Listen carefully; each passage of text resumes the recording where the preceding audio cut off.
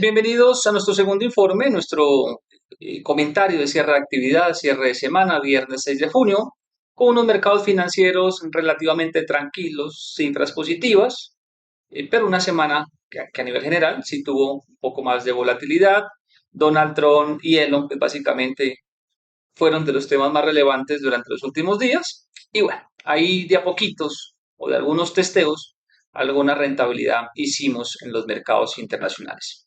Digo de a poquitos o de testeos porque hay datos o métricas que no son completas o básicamente que no están ubicadas dentro del margen de confianza que utilizamos, que como mínimo es del 85%. Si se ubica 84, 83, 84,4, pues son simplemente márgenes que no operamos. Aquí operamos cuando la autopista realmente esté despejada.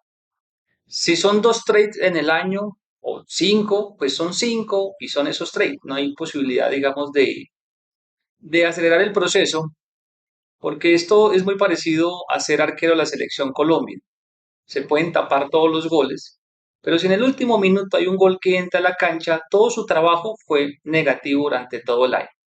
Así que no hay necesidad de improvisar y solamente pues me muevo o invierto, repito, cuando la métrica esté en este nivel. Y como pueden notar, pues volvimos a la complacencia y aquí pues las métricas no son del todo a mi favor. Sí hice un testeo en un sector financiero. Ya ahorita hablamos un poco más sobre esto y revisamos muy de cerca alimentos y revisamos la acción de Tesla, no porque sea fan de Tesla, sino que en el desorden puedo teóricamente encontrar una oportunidad, pero no la encontré, es decir, no hice ningún tipo de operación. Entonces, bueno, ya vamos a hablar un poquito más sobre esos detalles. Calendario económico, donde por supuesto las cifras americanas pues siguen siendo clave. Aquí teníamos las cifras de nóminas no agrícolas, nóminas del sector manufacturero, tasa de desempleo igual, aunque para nuestro estilo este es un dato mmm, rezagado de lo realmente lo que es la economía, por lo menos a nuestro juicio. Tenemos otros datos que sí pueden ser un poco más actualizados. Esto pues básicamente para quien está operando el CAP, que haya habido algo interesante, bueno, entre otros elementos de la sesión que por supuesto pues daban pie a que el mercado fuera tranquilo. Pero antes de decirles exactamente cómo terminaron los índices americanos, el sector de bonos nuevamente pierde terreno y es un sector que como en algún video yo mencioné, este es un sector que va a tener rally, ¿sí? Pero es un mercado roto que no responde necesariamente de forma inmediata a fundamentales. Y mientras ese rally llega, entonces vamos a tener que tradear esto. eh, sí, digamos, negociar las operaciones. Por eso algunos fragmentos, ojo, algunos fragmentos positivos los hemos podido negociar. Yo tengo otros fragmentos en la parte alta, eso va negativo, pero con la parte inferior sí he podido hacer algún tipo de operación. Incluso al final del día consideré recomprar las fracciones que se habían vendido, pero el fin de semana, el cierre en el mercado asiático puede pasar cualquier evento. No suelo exponerme cuando veo que Donald Trump está muy motivado en Twitter.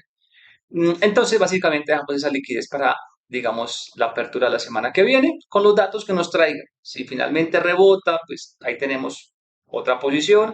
Y si finalmente el mercado pues, nos da la recompra, pues evaluaremos. Y si es el caso, pues haremos lo propio. Y ya entrando al segmento de datos, es decir, de cierre de mercado spot, pues tenemos cifras positivas para el mercado americano. El VIX retrocede cerca del 9,25% y si esto llega a 15,80 y la complacencia se incrementa, entonces podríamos teóricamente encontrar una oportunidad, una simetría. Es decir, riesgo pequeño, recompensa grande. Por ahí hay un público que me preguntaba por este activo durante la mañana, o por este instrumento mejor. Sí, este instrumento muchas veces también lo hemos podido negociar junto con la cadena de opciones. Pero les doy un consejo inmenso.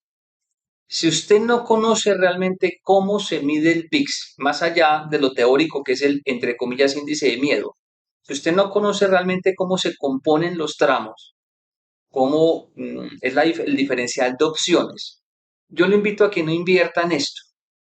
Usted invierta en lo que realmente conoce y tiene práctica.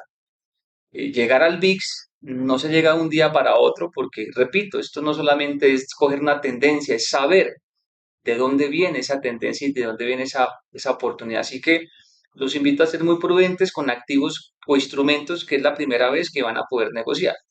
Usted de pronto no puede negociarlo, por eso sí le puedo dar a usted una información de cómo está el sentimiento del mercado.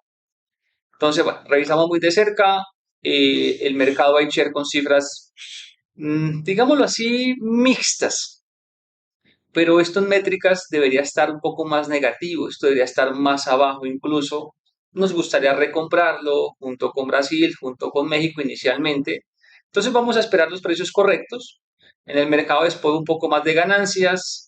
Teníamos retrocesos para la acción de Bancolombia. Sí, eso lo hemos mencionado previamente. Aquí hicimos un trade durante la semana, pero entramos y salimos. Y cuando yo salgo un activo, no es porque a nivel fundamental o estructural cambie, no, simplemente que mido rentabilidad, velocidad y riesgo.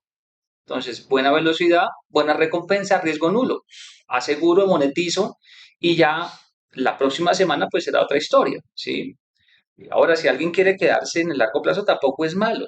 Es decir, todos los estilos son válidos siempre y cuando pues tengan un sustento y den rentabilidad. Y esto también hemos hablado de recompra. A este instrumento, a esta empresa, le hemos obtenido ganancias, nos ha dado recompra, incluso nos dio hoy un pequeño intradía, pero me quedé con otra posición. Entonces, bueno, eso también lo hemos compartido. El sector de hidrocarburos con cifras positivas. Esto en el día rompiendo amplificador de tendencia. Canacol teniendo recuperación. 2.75 y 2.76 en el mercado canadiense. Y 2.03 en el mercado americano. Esto ya lo comenté y estos son activos que seguimos que nos dan datos de los mercados emergentes. Ahora, para el sector de hidrocarburos, mmm, tenemos lo siguiente. Si yo voy a Franco Forecast, que es la planilla que llega todos los días a nuestro público, en Franco Forecast yo tenía esto. Para hoy teníamos un descenso en petróleo. Voy a mirar aquí esta parte. Esto lo compartimos antes de iniciar jornada. Nosotros esperábamos un descenso en petróleo. Durante la semana compartimos mucho el 65,88. El mercado lo probó cerca de 3 veces, no pudo.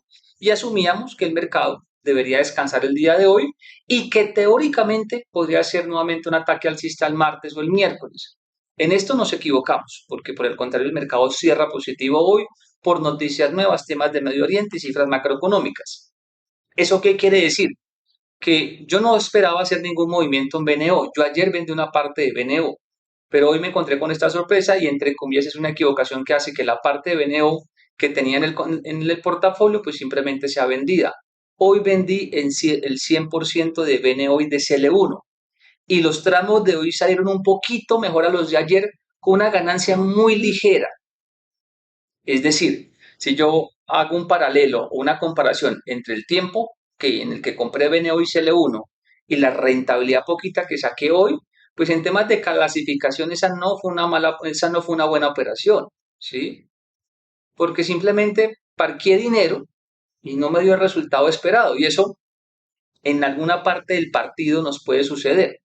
¿Sí? A veces en el primer tiempo uno tiene mejor resultado, en el segundo uno cambia el resultado. Lo que hice hoy simplemente fue monetizar. Ya el domingo valoremos una estrategia diferente. Si el mercado nos da recompra, ¿por qué no hacerlo? Y si eventualmente se fuga, porque pues esto rompió 65,88, se fue a 63, 66,63, pues bueno, ahí ya miraremos cómo compensamos. Pero sí quería, digamos, cerrar la semana con esa liquidez. Esa liquidez en caja me permite pensar mucho mejor. Y a veces les va a pasar esto que me sucedió a mí, que uno entra con una expectativa, hay eventos fundamentales buenos y malos, en este caso fueron malos, y esa posición salió neutral, digámoslo así, pero perdí tiempo y yo no puedo comprar tiempo. Entonces, bueno, ahí ya tendremos la otra próxima semana para compensar el partido. ¿Qué le enviamos a nuestro público en el informe? Entonces seguíamos Tesla porque ayer hubo un desorden de menos 14% y decía si eventualmente más trastornos, pues ¿por qué no hacerlo? Pero no hubo más trastorno, por el contrario Tesla subió cerca del 3,50. Como no hubo más trastorno, pues básicamente es una empresa o un nicho de mercado que simplemente pues no tuvimos operación, revisamos el sector de alimentos con comportamiento mixto, la recompra de Aval, que es lo que les acabo de mencionar, y esto se envía a las 7:50 más o menos. Entonces les estoy diciendo totalmente siendo transparente, y dólar en Colombia resiste 4.085 y el trade de regla fiscal. ¿Qué es el trade de regla fiscal? Que lo que estamos viendo sobre el gobierno y saltar de esa regla como tal no es nuevo, eso ya se preveía en parte. Entonces eso va a generar chispazo alcista y ese chispazo alcista es para venderlo. Yo ahorita les comparto una imagen de lo que también se envió en Franco Forecast. Voy a pasar a otros datos y ya nuevamente volvemos al detalle.